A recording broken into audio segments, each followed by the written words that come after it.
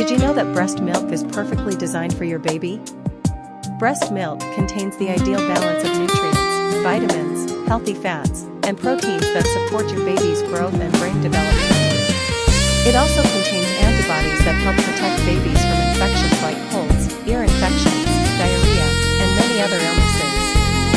Breastfeeding isn't only good for babies, it also benefits mothers.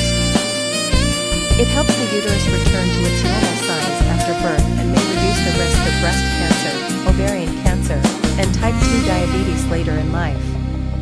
Breastfeeding also creates a special emotional bond between mother and baby through skin-to-skin contact. This closeness helps babies feel safe and secure while strengthening emotional attachment. Another great benefit is convenience. Breast milk is always the perfect temperature, requires no preparation, and is available whenever your baby is hungry. Plus, it saves money because there's no need to buy formula.